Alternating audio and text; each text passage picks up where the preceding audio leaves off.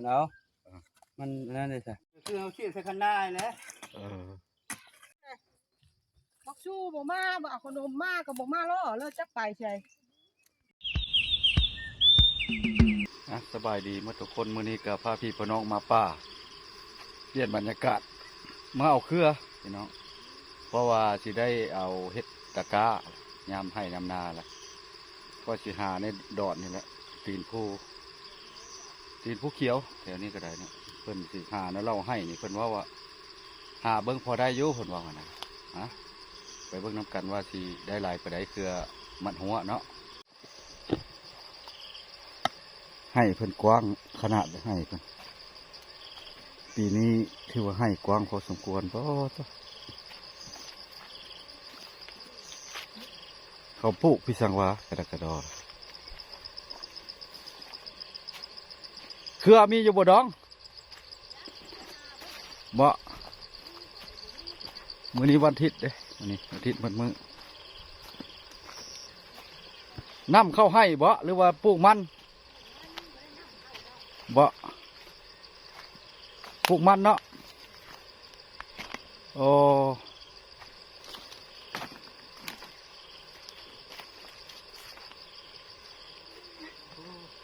ไม่ยังเข้ากินบ่เนี่ยโอ้ถือเข้ามากินบ่น้อยกินหัวเห็ดแล้วหรือบ่หัวฮะแล้วน้ำเขาปลูกมันบ่ได้น้ำเข้าเลยปลูกมันบ่ได้น้ำเข้าเอาเข้ามาน้ำใส่งามเลยเป็นได้เครือสิพอได้อยู่บ่เครือนี่จังเลยไปเลาะบ่เลยเขามาเอาอยู่วะคนมาเอาจนว่ายังสบายได้อยู่นะฮะนี่อยู่บ่ปลูกแต่เหิงยังบ่แล้วมันนี่ก็เลยเนาะไปไหนมื้อเลยง่ายมื้อละง่ายจัดละหัวแน่ขายแน่โอ้อะไรเยอะฟ้าบ้างกว้างน้อยให้นี่เนาะปีนี้ถือว่าสมควรละกว้างขนาดเลยพ่อน้ำสลีใส่น้ำเด้อปลูกมันแล้วน้ำมักสลีใส่น้ำว่าคัดผ้าเขาคนละเอาไปเบิ่งเครือก่อนพาเพื่อเข้าป่าให้ยุงกัดมื้อนี่ไปเบิ่งเครือสู้เฮ็ดยังได้น้อยเนี่ยฮะโอ้เป็นเวียกเป็นงานแล้วเนาะบ่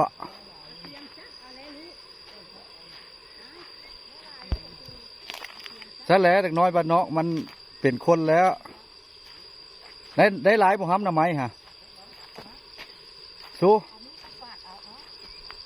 ได้หลายบ่ฮัม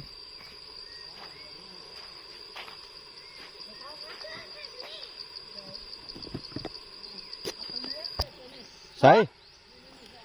ข้างนี่บ่พวกแค่บ่เฮ้ยโตกับพ่อจ้องทางในเซี่ยว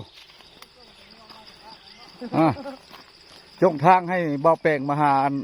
เครือพอได้หนทางแล้ว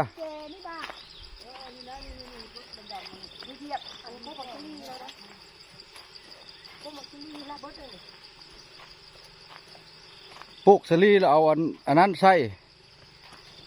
เอาอันข้าแน่ใส่ดินน้ำมัน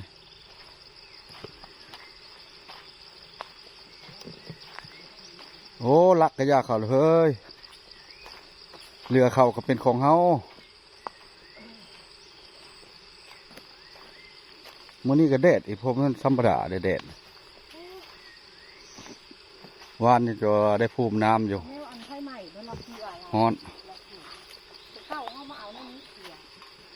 เขามันจุดไฟไหม้เมื่อมันก็ไหม้เลยคือไฟไหม้เลยล่ะเฮ็ดปวกเขาบ่ออกนกกันยังหลายอยู่เนาะเสียงนก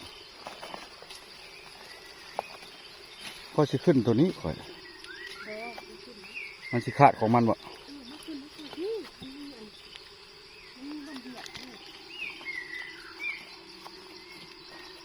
มันมีบนเดียดนะคอย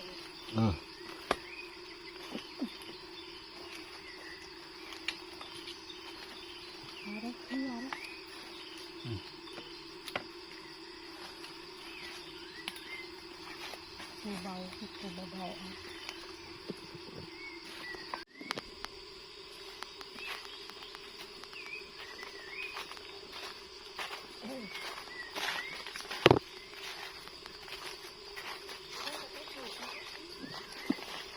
จุดมันก็ล่ามไปอะไรไผจุดมันก็ล่ามป่ารวมล่ามดงไปมัน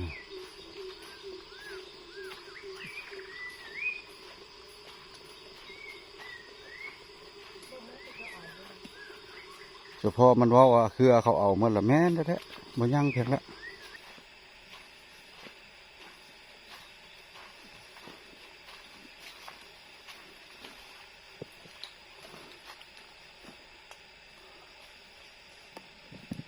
โอ้หมกไผ่ป่า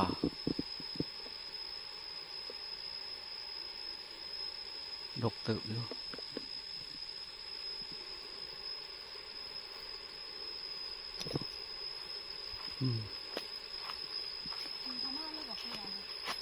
บ่ออกทางนี้คือเก่านะ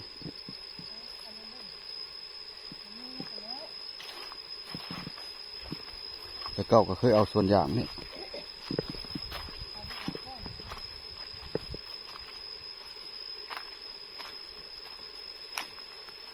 อึดแต่แท้ยุงหลายขนาดเนาะ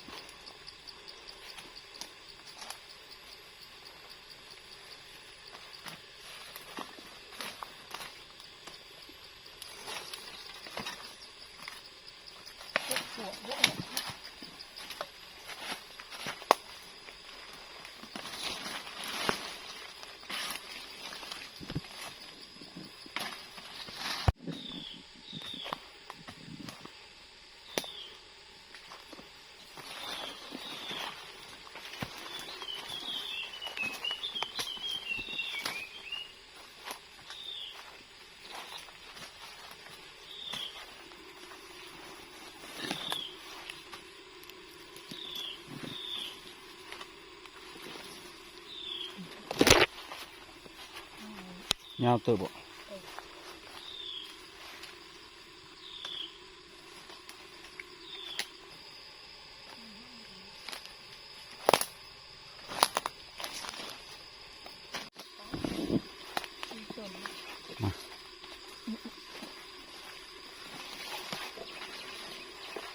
เบิ่งยุงหลายเนาะ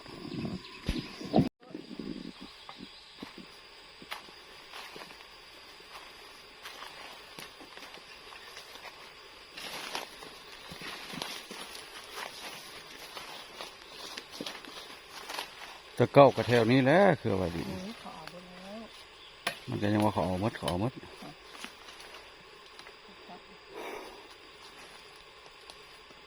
เป็นเวรในยุงนี่ก็ตกพึก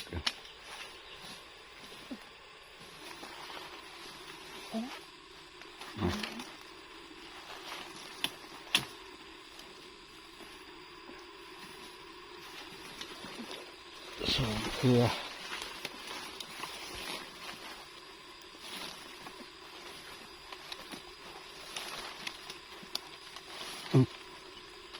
อันนี้แบบดึงบ่ออกยัดไปปักไปพดนะคะเราก็เ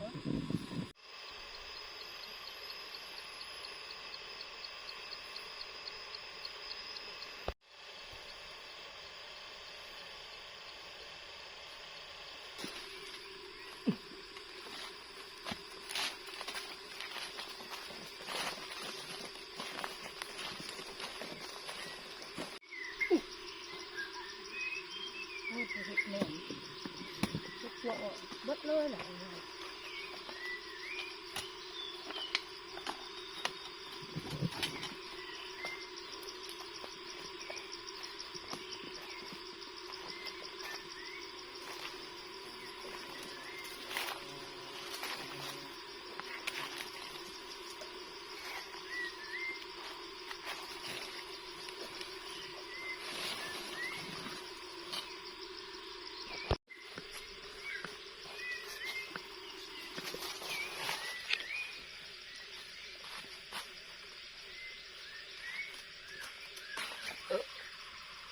น้ำ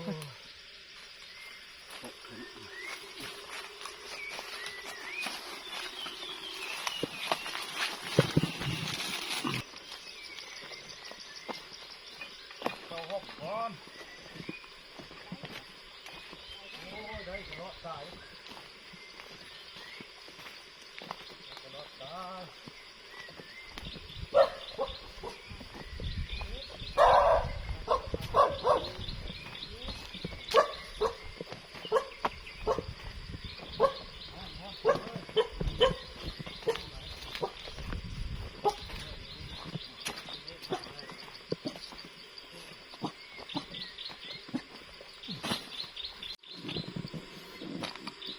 แค่นั้นจากเกลือ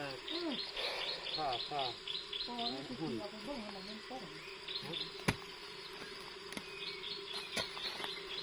โอ้มั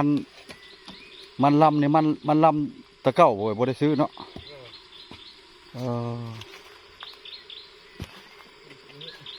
ใครจะดอกมันเก่า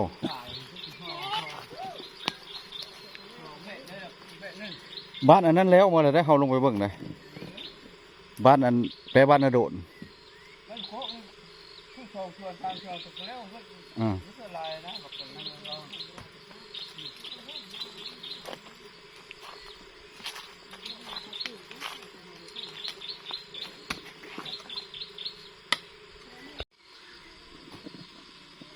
า วิโลนี่กะสิได้ปิดกิบเพียงซ้ำนี้เด้อพี่น้องมาเอาเครือในตีนผู้เขียวนครแล้วก็ให้เพื่อนนี่วิโลหน้าวิโลในสิได้ถ่ายให้ใหม่เนาะให้เบิ่งใหม่คอภาคเข้าไปเป็นกำลังใจเนาะพี่น้องชาวไทยเฮาหรือว่าชาวลาวเฮาอยู่ต่างประเทศถ่ายให้พี่ให้น้องเบิ่งทางต่างประเทศเนาะผู้บ่ได้มาประเทศลาวก็ได้อันนี้คือเมืองตะแคะแข่งขมวนเด้อเบาแปลงรีวิวให้เบิ่งมาเอาเครือเห็ดหัวตะกร้าตามพื้นบ้านเฮานี่คลิปนี้ก็ไปก่อนพี่น้อง